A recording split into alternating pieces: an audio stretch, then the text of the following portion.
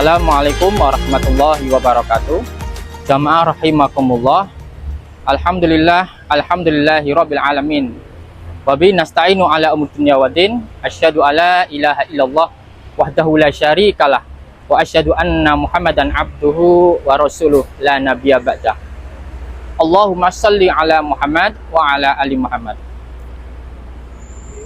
Di awal atau menjelang Ramadan 1447 Hijriah akan datang, insya Allah besok Rabu, mari kita selalu meningkatkan iman dan takwah kita kepada Allah Subhanahu wa Ta'ala, serta mari perbanyak sholawat kepada Rasulullah Sallallahu Alaihi Wasallam. Jamaah rahimakumullah, perlu kita ketahui biasanya di dalam bulan Ramadan banyak sekali para dai, para mubalik, dan juga para penceramah selalu menekankan pentingnya amalan dalam bulan Ramadan. Terlebih bahkan ada yang membagi Ramadan menjadi 3 bagian. Yang pertama adalah separuh awal disebut dengan penuh rahmat. Kemudian yang kedua adalah ampunan. Separuh kedua berupa ampunan, separuh ketiga berupa pembebasan dari siksa api neraka. Jamaah rahimakumullah, dan perlu kita ketahui meskipun hadis ini banyak diriwayatkan oleh beberapa ahli hadis dalam hadis riwayat Al-Dailami dan Ibnu Khuzaimah, kan tapi perlu kita ketahui jamaah rahimakumullah, hadis ini ternyata telah telusuri dari segi sanad, ternyata masuk dalam kategori hadis yang dhaif. Bahkan ada yang menyatakan hadis ini dari dari Ibnu Khuzaimah menjelaskan bahwa hadis tersebut adalah hadis yang munkar. Maka kita boleh berpegang pada hadis ini, akan tapi yang lebih penting daripada itu dalam bulan Ramadan yang perlu kita persiapkan adalah semacam hadis riwayat Bukhari, man shoma Ramadan imanan wahtisaban ghufirallahu ma taqaddama min dambi. Barang siapa yang berpuasa di bulan Ramadan karena mengharap ridha Allah dan mengharapkan pahalanya, maka Allah Subhanahu wa Ta'ala akan mengampuni segala dosanya yang telah lalu. Jamaah rahimakumullah, maka yang terpenting dari itu, kita tidak perlu mempermasalahkan tentang pembagian Ramadan menjadi 3 bagian itu. Tapi yang terpenting adalah bagaimana sikap kita terhadap bulan Ramadan. Yang pertama adalah kita harus mengawali dengan niat ikhlas karena mengharap rahmat dan ridhonya Allah serta pahalanya Allah Subhanahu wa Ta'ala semata. Dan apa? Dengan hati yang gembira dan riang. Kemudian yang kedua, dalam bulan Ramadan mari kita optimalkan ibadah kita dalam Ramadan dalam rangka bersyukur kepada Allah Subhanahu wa Ta'ala. Karena dalam sebuah ayat Al-Qur'an surat Ibrahim ayat 7, di mana Allah Ta'ala firman, a'udzubillahi minasyaitonirrajim, wala in sakartum la'azidannakum wala in kafartum inna adzabi lasyadid. Sungguh jika kamu bersyukur kepadaku, niscaya aku akan tambah nikmat kepadamu. Kan tapi tatkala kamu kufur, maka akan aku berikan azab atau siksa yang pedih bagimu. Jamaah rahimakumullah, maka dalam rangka dalam ibadah bulan Ramadan, kita beribadah jangan hanya sekedar ikut-ikutan saja, tren.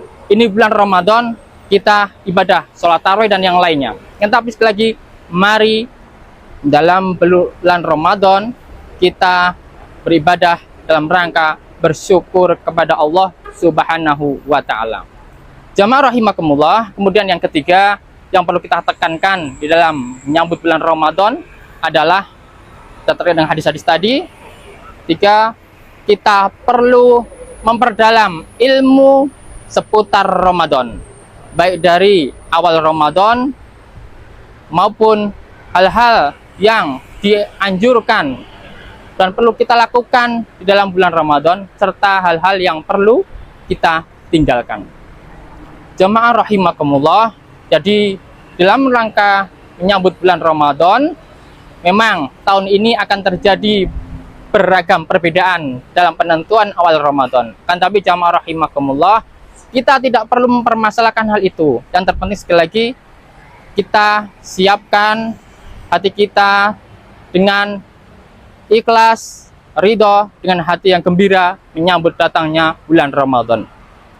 Terlebih lagi Jangan sampai kita saling menyalahkan terkait tentang perbedaan penentuan awal Ramadan. Maka sekali lagi, kita perlu berlapang dada, perlu saling menghormati terhadap perbedaan yang akan terjadi. Jamaah rahimakumullah, maka dari itu sekali lagi, banyak hal terkait bulan Ramadan yang perlu kita pikirkan, kita jalin bersama. Salah satu contohnya adalah berbanyak tilawah Al-Quran. Karena Rasulullah SAW pun mengajarkan dalam bulan Ramadan agar kita berbanyak tilawah, baca Al-Quran. Termasuk juga memperlakukan atau melaksanakan sholat Yaumul Ramadan atau sholat tarawih. Tentu silahkan dengan beragam versi rakaat, silahkan kita yakini mana yang paling kita benar, yang paling kita senangi, kita pilih, kita laksanakan. Jamaah rahimakumullah, perlu kita ketahui juga bahwa di dalam bulan Ramadan perlu kita ambil hikmah, pelajaran yang mendalam. Betapa pentingnya tatkala kita berpuasa dalam rangka menjalankan perintah Allah Subhanahu wa taala, seperti dalam Quran surat Al-Baqarah ayat 183, di mana Allah berfirman, "A'udzubillahi minasyaitonirrajim. Ya ayyuhalladzina amanu kutiba alaikumusiyam kama kutiba alladzina min qablikum la'allakum tattaqun." Wahai orang-orang yang beriman, diwajibkan atas kamu berpuasa sebagaimana diwajibkan atas orang-orang sebelum kamu agar kamu bertakwa. Jamaah rahimakumullah, dalam ayat ini Allah Subhanahu wa taala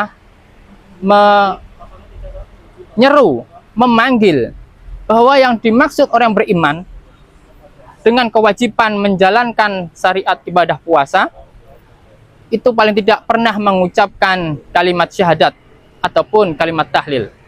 Jamaah rahimakumullah, perlu kita ketahui pula bahwa yang namanya puasa Ramadan tujuan tidak lain adalah untuk mencapai derajat muttaqin. Jadi dari derajat iman menaik ke derajat muttaqin perlu amalan, salah satunya adalah puasa. Karena apa? Dalam menjalankan ibadah puasa tentu beragam amalan. Dari puasa sendiri, sholat, baik sholat sunnah maupun sholat wajib, sedekah, infak, zakat akan dilaksanakan. Bahkan yang namanya baca Al-Quran, mungkin saling berlomba-lomba dalam mengkhatamkan Al-Quran dalam bulan Ramadan dengan beberapa kali. Jamaah rahimakumullah, kembali dalam persoalan puasa Ramadan. Puasa Ramadan awalnya itu belum diwajibkan. Dahulunya umat-umat terdahulu berpuasa itu bukan bulan Ramadan, bukan puasa Ramadan, tapi puasa Asyura tanggal 10 bulan Muharram. Tapi ketika ayat ini turun, jamaah rahimakumullah, Al-Baqarah ayat 183, maka puasa Ramadan menjadi puasa wajib dan puasa Asyura menjadi puasa sunnah. Jamaah rahimakumullah, kami tekankan kembali bahwa dalam bulan Ramadan perlu kita jauhi beberapa hal yang membatalkan puasa. Salah satu di antaranya yang perlu kita berbicara dusta. Dalam beberapa hadis jelaskan, tatkala kita berbicara dusta, maka puasanya tetap sah, kan tetapi pahala ibadah puasanya hilang. Ini menurut pendapat mayoritas ulama. Kan tapi kalau kita berpegang pada mazhab zahiri, teks hadis tekstual, maka puasanya pun akan batal, tidak sah, termasuk pahala puasanya. Jamaah rahimakumullah, kemudian makan dan dengan sengaja dan juga berhubungan suami istri di siang hari, maka itu juga membatalkan puasa. Jamaah rahimakumullah, kemudian ada amal-amalan yang sangat ditekankan sekali lagi, yaitu memberi makan atau memberi buka pada orang yang berbuka puasa. Itu pahalanya lah seperti pahala orang yang berbuka puasa atau pahala orang yang berpuasa tanpa mengurangi pahala puasa sedikit pun orang yang beribadah puasa tadi. Jamaah rahimakumullah, maka dari itu sekali lagi mari kita sambut bulan Ramadan ini dengan penuh keimanan. Yang terpenting adalah iman dan juga rasa syukur kepada Allah Subhanahu wa taala, serta perlu kita persiapkan kesehatan kita karena juga apa? Ini masih musim hujan. Nah, kita juga perlu menjaga kesehatan karena tatkala kita tidak sehat, maka ibadah pun tidak akan lancar. Kemudian jamaah rahimakumullah, Perlu kita sampaikan pula, perlu kita ilmui Ramadan. Sekali lagi, puasa Ramadan perlu kita ilmui, karena tanpa ilmu kita tidak bisa melaksanakan puasa Ramadan dengan sempurna. Jamaah rahimakumullah, tentunya ini yang dapat kami sampaikan pada tahap pertama kali ini, dan insya Allah nanti lain kesempatan kita sampaikan beberapa hal lain. Wallahu a'lam bishawab. Fastabiqul khairat, nasrum minallah wa fathun qarib. Wassalamualaikum warahmatullahi wabarakatuh.